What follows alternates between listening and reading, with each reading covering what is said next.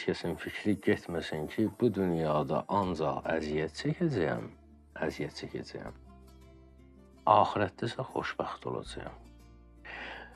Və yaxud əksinə, iman deyəndə, imanlı olmaq deyəndə heç kəs düşünməsin ki, hələ bu dünyada da xoşbəxt olacağam. Yəni işlərimdə xoşbəxt yox, işlərim rahat olacaq. Yağ kimi gedəcək.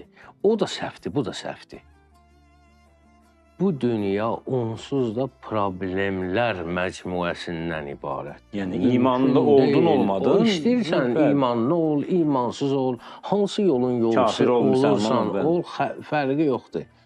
Sən problemlərin içindəsən, arzularına çatsan da belə, onu daimi saxlamaq problemi ondan da ağırdır.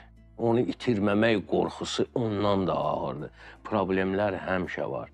Amma bunun bir çıxış yolu var.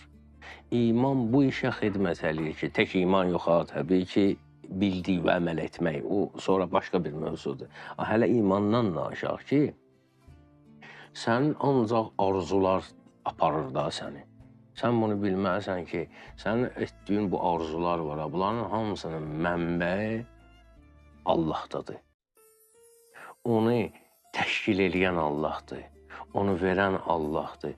Sən özün müstəqil olaraq sənə elə gəlir, niyəsə nail olursan, o səni xoşbəxt eləmir. Biz bəzən hədəflə vasitəni səhv salırıq,